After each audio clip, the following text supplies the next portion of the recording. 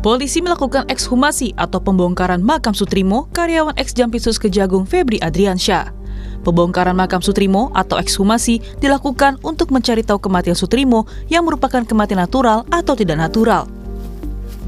Ekshumasi selama 3,5 jam melibatkan spesialis forensik mediko-legal, lab forensik, lab toksiologi UI dan UNAIR, serta ahli DNA.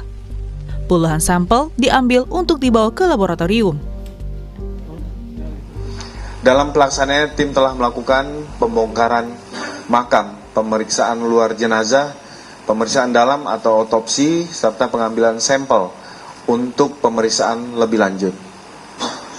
Sampel yang telah diambil selanjutnya akan menjalani pemeriksaan laboratorium, baik melalui laboratorium forensik Polri maupun laboratorium dari unsur akademik ataupun universitas, sesuai bidang keahlian masing-masing, termasuk untuk pemeriksaan toksikologi, DNA, dan jaringan.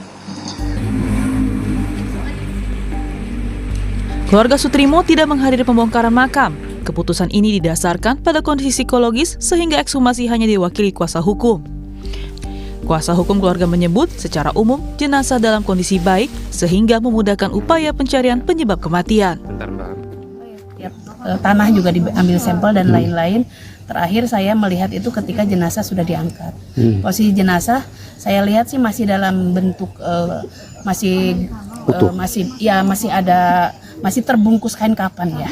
Masalah apakah di dalamnya kayak apa, kita juga akhirnya keluar karena memang itu sudah mulai bekerja mencari sampel-sampel seperti itu. Keluarga ada yang datang? Gak ada. Memang udah keputusan gak tega. Ya. Mewakili ex-Jampitsus Febri Adriansyah, kuasa hukumnya menyampaikan duka cita atas meninggalnya Sutrimo.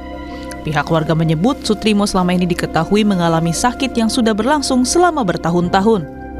Dan pihak Febri menghormati proses hukum yang sedang berjalan, termasuk proses ekshumasi untuk memastikan penyebab kematian Sutrimo.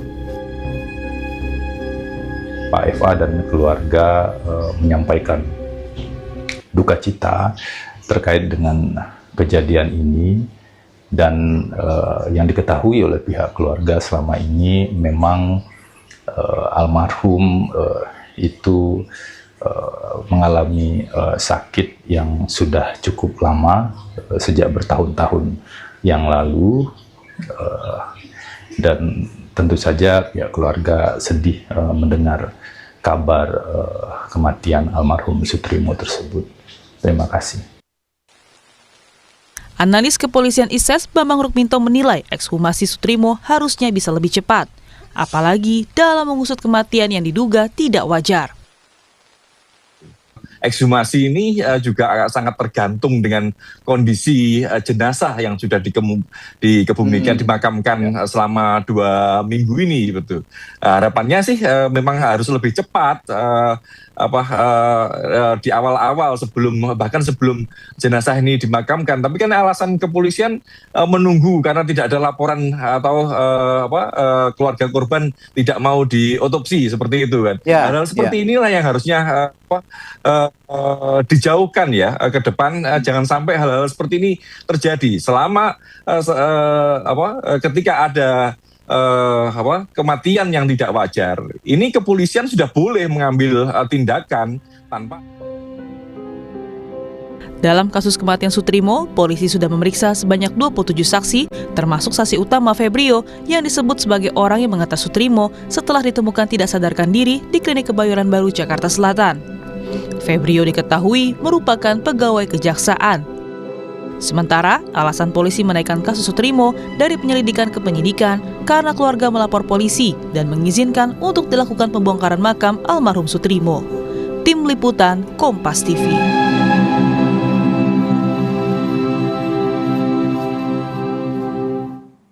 Proses ekshumasi jenazah Sutrimo telah selesai dilakukan dengan didampingi dokter forensik. Hasilnya pun akan diketahui 2-3 pekan. Dan untuk mengetahui bagaimana kesimpulan penyebab kematian Sutrimo, akankah terungkap penyebab kematiannya yang banyak pihak beredar di media sosial tidak wajar? Apakah ada unsur pidana dan apakah ada kaitannya dengan kasus TPPU yang menjerat ex dari Jampitsus? Kita akan ulas bersama dengan pakar hukum pidana dari Universitas Jenderal Sudirman, Telah bergabung bersama kami melalui sambungan daring ada Profesor Hipnu Nugroho dan juga ahli forensik dari Fakultas Kedokteran Universitas Sumatera Utara, Pak Ahsan Petrus. Selamat pagi Bapak-Bapak. Selamat pagi, Pak. Ya, Dokter Ahsan. Saya ke Dokter Ahsan dulu. Dok, ini kan kalau kita lihat ya, proses ekshumasi ini sering dilakukan terhadap case-case tertentu. Salah satunya yang kemarin sudah dilakukan terhadap jenazah atau jasad dari Sutrimo. Kita ingin tahu dulu sebagai orang awam, dokter, untuk kasus semacam apa yang sering dilakukan terkait dengan ekshumasi ini, dan kalau kita lihat jenazah dari Sutrimo ini sudah dikebumikan setelah 20 hari baru kemudian dilakukan ekshumasi, dokter. Ya, jadi sebetulnya kasus ini sederhana sebetulnya ya. Kalau di awal kematian dari korban ini mendapatkan penanganan yang baik oleh oknum yang menanganinya. Dalam hal ini, pertama dari dokter yang menangani pertama kali. Jika korban ini sudah meninggal baru dibawa ke rumah sakit, mestinya korban ini atau pasien ini dirujuk ke dokter forensik untuk mendapatkan pelayanan penyebab kematian. Itu satu. Yang kedua, dari rumah sakit itu sendiri, mestinya punya SOP bahwa pasien atau korban yang meninggal di luar rumah sakit itu mesti dirujuk atau ditanganin oleh dokter forensik. Dan yang ketiga, polisinya sendiri. Ketika korban ini mati tidak wajar, mestinya ini segera dibawa ke instalasi kedokteran forensik. Nah, ketiga inilah yang sebetulnya awal dari kasus ini yang membuat menjadi rumit sampai saat ini sehingga dilakukan ekshumasi. Nah, kenapa dilakukan ekshumasi? Pertama, biasanya pada pemeriksaan awal itu tidak jelas. Yang kedua, kalau pada pemeriksaan awal itu menimbulkan perdebatan. Dan yang ketiga, ketika pemeriksaan awal itu tidak dapat diterima oleh pihak-pihak tertentu. Sehingga itulah indikasi ekshumasi. Dan ini menjadi protap di dalam kedokteran forensik. Ketika korban itu meninggal yang masih membutuhkan barang bukti yang lain, maka dilakukanlah ekshumasi. Walaupun sebetulnya ekshumasi ini sangat tidak kita harapkan sekali. Tapi itu memang sudah prosedural. Dan kita berharap hasilnya masih baik. Setelah 20 hari dikebumikan? Ya, kita berharap 20 hari itu masih cukup mampulah untuk mendeteksi apa saja yang terjadi pada tubuh korban ini. Terlebih dalam kasus ini kan ada dua kemungkinan sebetulnya. Pertama adalah mati tidak wajar yang kita temukan atau ditemukan waktu itu ada buih halus. Dan perkiraan itu sebetulnya adalah kemungkinan kalau itu tidak wajar karena keracunan. Ya kita berharap nanti racunnya masih bisa lah. Dan kalau yang kedua, karena ini kan karena penyakit. Karena penyakit pun, kalau itu dia meninggal bukan di rumah sakit atau di rumahnya, ini di tempat umum, maka patutlah dari awal itu diduga ada unsur tindak pidana. Maka perlu dilakukan pemeriksaan kedokteran forensik. Nah, tadi malam ada kalau juga ahli yang menyatakan kenapa ini sudah masuk dalam penyidikan. Mestinya dari awal itu sudah masuk dalam penyidikan. Karena korban ini mati tidak wajar atau mati tiba-tiba yang tidak di tempatnya atau di tempat umum. Patutlah itu menjadi penyidikan. Ada unsur saya ingin ke Prof. Hipnu. Prof. Hipnu, menarik. Sebenarnya tidak perlu dilakukan ekshumasi ketika memang dari awalnya ini sudah ditangani dalam tanda kutip ya, sesuai dengan SOP begitu ya. Tapi dari sisi hukum, ini kan ekshumasi ini dilakukan setelah adanya laporan dari keluarga Sutrimo, termasuk juga polisi menaikkan dari penyelidikan ke penyidikan. Nah, bagaimana dari kalau melihat dari sisi hukum, sebenarnya bisa nggak sih jenazah Sutrimo ini seperti yang tadi dikatakan oleh Pak Ahsan tidak perlu dihekshumasi, seharusnya dari awalnya kalau memang sesuai dengan prosedur ini sudah bisa secara terang benderang diungkap. Ya, gini Mbak Adesti. Jadi apa yang disampaikan Dr. Ahsan itu betul. Dalam ilmu pembuktian, khususnya di praadjudikasi, kecepatan seorang penegak hukum untuk mengidentifikasi itu nomor satu. Dalam teorinya kan begitu. Apa yang terjadi? Orang meninggal. Di mana? Jam berapa? Tempatnya apa? Penyebabnya apa? Lah ini baru melihat penyebabnya apa. Lah penyebabnya itu adalah sekarang lagi dilakukan dengan otopsi.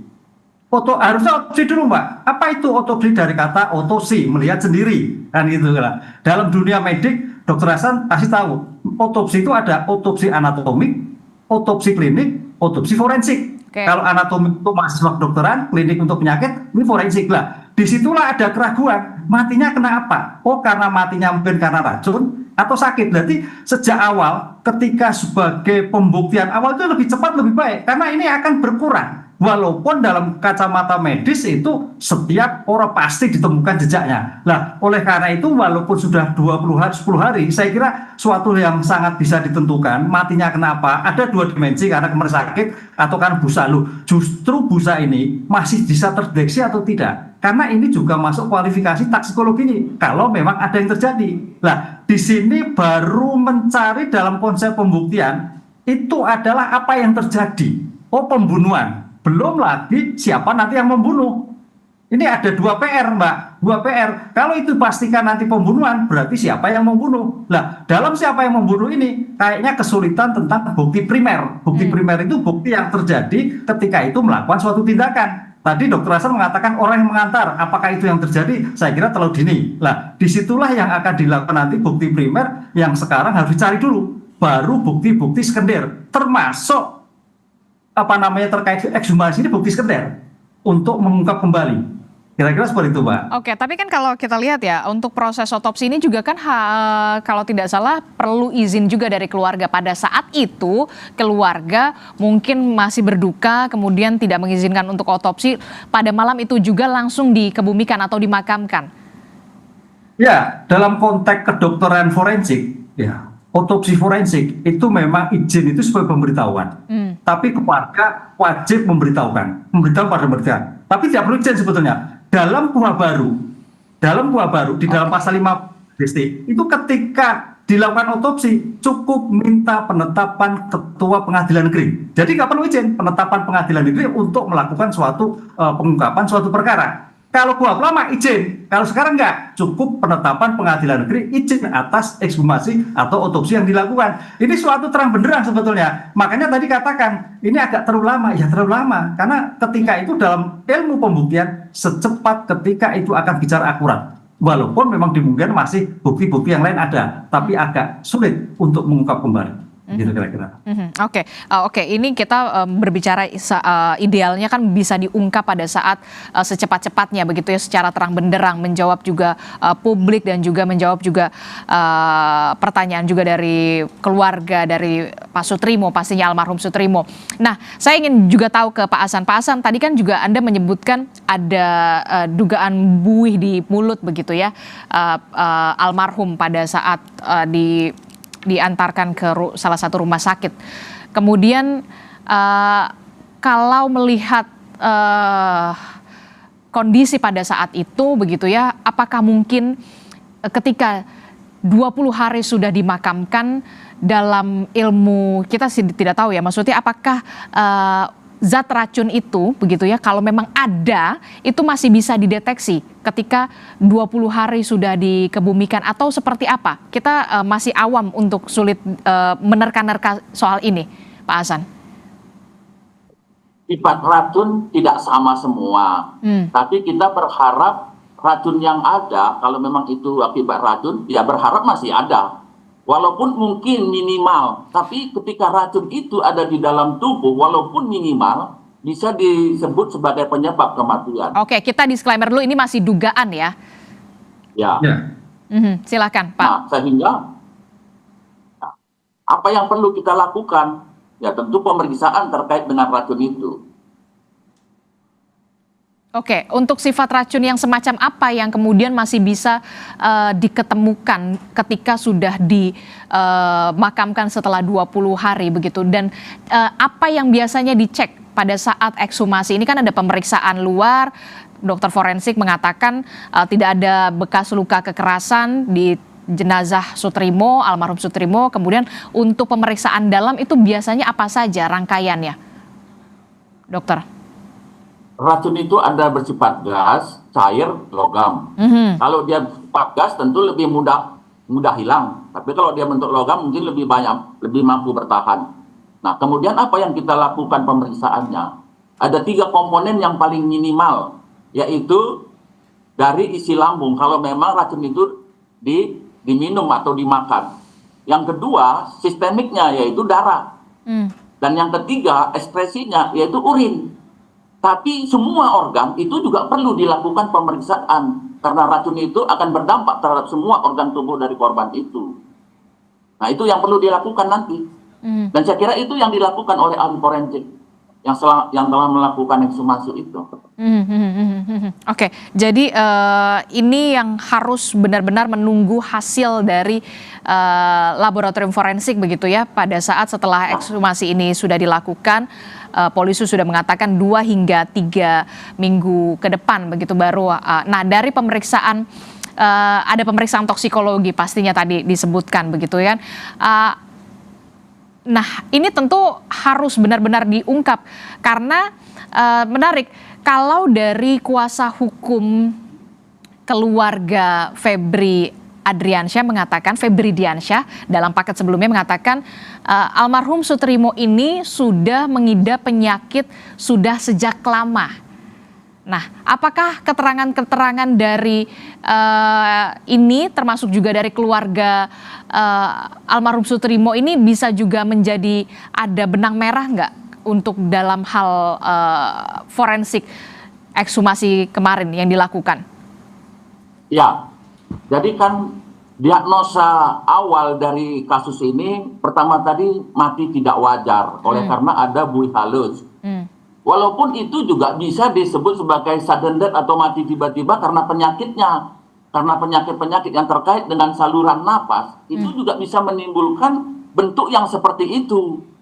Tetapi, salah satunya apa? Buih, mulut yang berbuih itu. Mulut yang berbuih oleh karena sesak napasnya itu. Nah, tetapi ini juga perlu pembuktian ahli forensik karena korban ini matinya itu di tempat umum. Sehingga itu menjadi indikasi adanya dugaan tindak pidana. Perlu pembuktian supaya nanti tidak menjadi pertanyaan apa yang menjadi penyebab kematian dari korban ini. Dan itu yang perlu dilakukan pemeriksaannya semua organ tubuhnya. Karena penyakit itu biasanya menginap di organ-organ tubuh. Disitulah perlu pembuktian yang secara kasat mata mungkin tidak kelihatan, maka perlu pemeriksaan laboratorium patologi anatomi. Dan itu yang dikerjakan. Oke, makanya kemudian tidak hanya toksikologi, tapi kemudian juga patologi anatomi, PA-nya juga diperiksa, kemudian juga, nah ini yang menarik juga soal DNA juga nih, Dokter Hasan.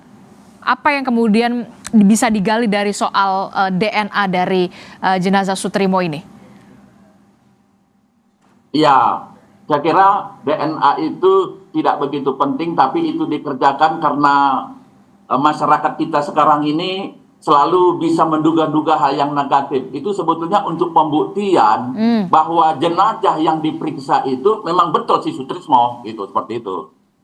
Jangan ada lagi dugaan, oh itu bukan Sutrismo itu, mungkin orang lain. Karena banyak di situ kuburan tak siapa-siapa seperti itu, ya. Oke, saya ingin hanya untuk supaya semua transparan gitu, bahwa yang diperiksa itu betul Sutrismo, bukan Sutrismo apa gitu ya. Oke, saya ingin ke Prof. Ibnu. Prof. Ibnu, ini kalau kita lihat ya kan ada toksikologi juga yang dilibatkan, kemudian dokter forensik, ada patologi anatomi, PA di sana. Prof. Ibnu, keterangan dari pihak keluarga Sutrimo tentu ini menjadi hal yang juga wajib diketahui oleh polisi, termasuk juga keterangan dari keluarga Febri Diansyah yang mengatakan juga Sutrimo ini almarhum mengidap penyakit yang sudah lama. Nah, keterangan ini yang nantinya akan dicocokkan dan seberapa besar peluang kemungkinan penyebab kematian Sutrimo ini disebabkan tindak pidana ini akan terungkap? Ya, Mbak Desti, dalam ilmu pembuktian ada suatu konsep teori beyond reasonable doubt. Artinya bahwa pembuktian itu harus meyakinkan. Oleh karena itu, sekarang yang menjadi PR penyidik Polda adalah memastikan dari berbagai ilmu-ilmu forensik itu bahwa kematian itu karena adanya suatu penyebab atau karena tidak ada suatu penyebab. Ini yang menjadi dasar. Karena matinya itu karena mati sendiri, tidak ada penyebab, berarti close. Tidak ada suatu masalah hukum. Tapi kalau itu matinya karena faktor X, itu berarti ada si pembuatnya. Nah, disitulah sebagai bentuk tanggung jawab dalam suatu penyidikan, pengungkap perkara tentang suatu jenazah. Oleh karena itu, dalam pembuktian itu dipastikan dengan ilmu-ilmu forensik itu mampu membuktikan bahwa kematian almarhum Pak Trimo itu adalah karena faktor X. Karena ada penyebabnya. Dari penyebab itu apa? Tidak terbantahkan. Makanya dalam ilmu hukum yang dipakai itu. Walaupun kalau kita lihat suatu kekuatan pembuktian, keterangan ahli itu nilainya bebas. Di situ nanti penyidik tinggal, oh ya ada rangkaiannya, oh ada hubungannya. Karena keterangan ahli itu bebas. Bisa dipakai, bisa tidak. Kan gitu. Tapi hasilnya nanti polisi dipakai, oh ya kedokteran, oh yakin. Kemudian ahli lakinya yakin. Kan itu. Karena dalam suatu ekshumasi, kalau memang nanti ada suatu perdebatan antara keluarga korban dan keluarga Pak AS itu beda, bisa dicek kembali. Itu udah beberapa kasus terjadi sampai ekshumasi kembali Pak Hasan. Ini yang betul yang mana kalau sampai seperti itu? Ini suatu perdebatan. Jadi kalau sekarang ekshumasi itu dari pemerintah, biaya yang terlibat oleh pemerintah. Tapi suatu saat misalkan keluarga korban keberatan atas ekshumasi ini, bisa keluarga korban mengajukan ekshumasi ulang. Dan itu sering terjadi dalam suatu pengungkapan. Mudah-mudahan ini ada hasil yang terakhir, sehingga bisa meyakinkan pada publik, bisa meyakinkan keluarga korban, dan bisa menularkan pada keluarga yang sekarang jadi masalah sebagai tersangka. Apa penyebabnya? Karena dalam konteks itu yang terjadi tadi saya katakan teorinya, ketika penyebabnya ditemukan, itu harus clear masuk penegakan hukum. Oh, matinya karena faktor obat, matinya faktor lain. Oh, matinya karena penyakit, selesai. Disitulah titik awal ekshumasi sebagai bentuk otopsi ursi untuk mengungkap suatu kejahatan. Makanya ilmu itu adalah sebagai mengungkap adanya keraguan kematian. Ragu atau tidak? Kira-kira itu Mbak Esti. Oke, saya tertarik ini kan, ketika ini ekshumasi sudah dilakukan, kita akan tunggu hasilnya, publik tentu saja mengawal terus kasus ini begitu ya. Kita akan lihat bagaimana nanti hasilnya 2 hingga 3 pekan ke depan. Tapi kemudian ketika tanpa mendahului dari hasil begitu ya, nanti mekanismenya akan seperti apa? Ketika hasil sudah keluar, apakah nanti akan ada, kalau ada faktor X begitu ya, nanti akan masuk ke selanjutnya akan seperti apa? Kalau memang ini penyebab kematiannya memang natural, akan seperti apa? Disitulah nanti penyidik begitu menerima hasil bahwa hasil ekshumasi jenazah Pak Trimo kematian adanya karena suatu pembunuhan, karena ada suatu X. Dari kena suatu X itulah maka nanti siapa pelakunya. Nah, disitulah episode kedua. Itu dalam suatu kriminalistik. Makanya dalam ilmu kriminalistik berbagai pertanyaan yang paling ujung itu apa yang terjadi dan siapa yang terjadi. Nah, ketika melakukan apa yang terjadi itu ada suatu pembunuhan, kemudian ada suatu penyebabnya, kemudian siapa yang melakukan. Disitulah yang siapa melakukan itu akan memerlukan bukti-bukti yang lain. Apakah itu bukti primer, apakah bukti sekunder, apakah bukti langsung, tidak langsung untuk menentukan. Nah, ini yang sulit. Nanti seandainya hasil temuan dokter forensik matinya adalah tidak wajar, berarti ada seseorang yang melakukan. Siapa itu?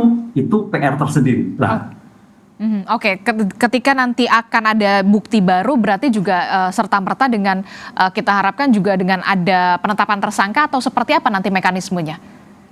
Ya, karena jelas kan sekarang kalau penetapan tersangka dalam teori kriminalistik itu kan ada ada objek, ada lokus, ada tempus. Kemudian dari bukti-bukti yang dilakukan, saya kira tidak hanya pada bukti otopsi yang sekarang, tapi di mana TKP itu dilakukan.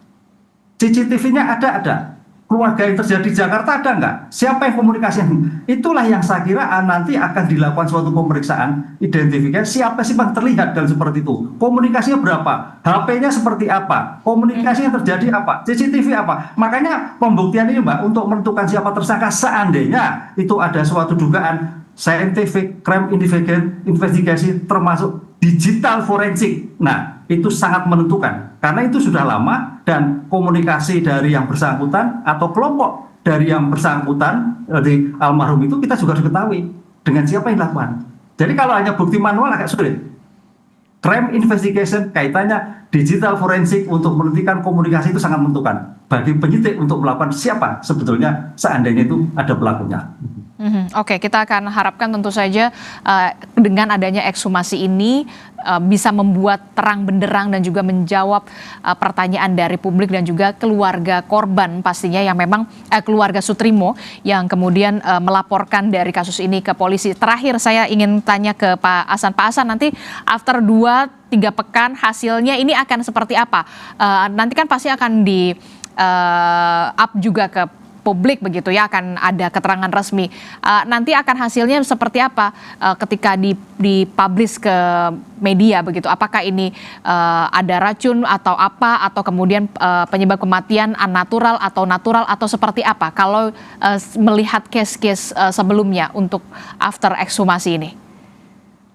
Ya, jadi kalau nanti sudah ada hasil dari pemeriksaan ahli kedokteran forensik, maka ada 2 kemungkinan. Pertama, korban ini mati oleh karena penyakitnya.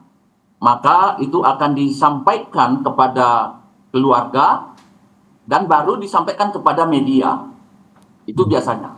Tapi kalau itu ada dugaan pembunuhan, maka itu biasanya polisi langsung melakukan penyelidikan tanpa pemberitahuan ke yang lain. Biasanya seperti itu. Oke, kita akan tunggu juga, termasuk juga ini yang masih ditunggu juga oleh publik dan juga keluarga dari Soetrimo adalah barang-barang pribadi milik almarhum ya, Prof. Ibnu, seperti HP, dompet dan juga masih dipertanyakan juga soal dokumen formulir kronologi kematian.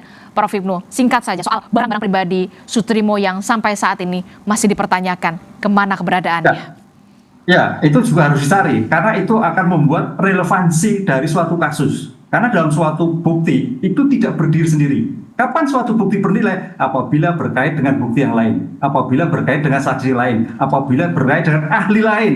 Nah, dengan kronologi tentang bukti-bukti yang terkait itu akan menjadikan suatu bahwa A pelakunya, B pelakunya, C pelakunya, tidak, pelakunya masih dalam suatu pengejaran. Disitulah Mbak, saya kira PR Polda Metro sangat berat dalam seperti ini karena memang dalam suatu tantangan yang informasinya tidak diketahui baru berujung pada ekshumasi. Dari itulah yang akan menentukan seandainya nanti ada pelakunya siapa, itulah yang akan bukti-bukti sekunder. Saya kata bukti sekunder, dompet, HP, keterangan, komunikasi, lingkungan dan sebagainya itu akan membuat terang sebetulnya siapa pelakunya. Itu yang paling sulit untuk menentukan.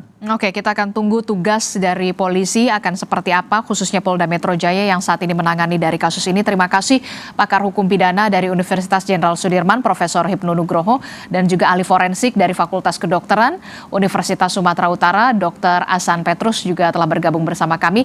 Sehat selalu Bapak-Bapak, Assalamualaikum, selamat pagi. Saudara